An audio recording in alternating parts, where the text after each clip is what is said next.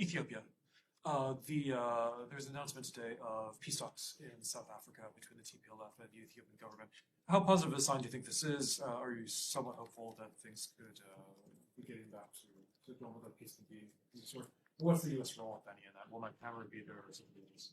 So in terms of Special Envoy Hammer, he has been in the region for some time now. He remains in Addis, where he's been supporting the African Union's efforts to launch talks on the Northern Ethiopian conflict, which we are urging should begin as soon as possible. We'll let the AU speak to the details of this, but he's been in constant touch with the parties, including those who are preparing to participate in the mediation effort, specifically Kenya, South Africa, as well as other key regional and international partners.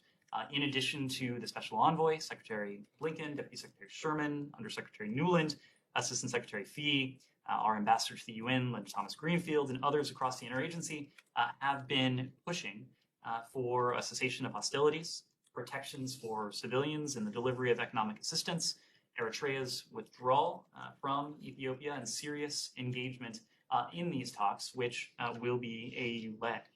Pursuant to those efforts, the African Union Peace and Security Council and the United Nations Security Council are both scheduled to discuss the situation in northern Ethiopia this coming Friday, tomorrow.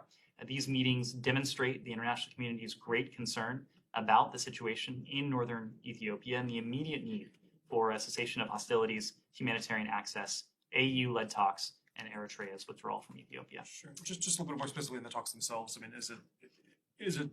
I guess it's maybe not for the U.S. to say, but do you expect something concrete to come out of these? These are talks that are being led by the AU. We are going to support in every way that is helpful and that we can, but we would leave it to the AU to speak to these. I can take one final question, and then I unfortunately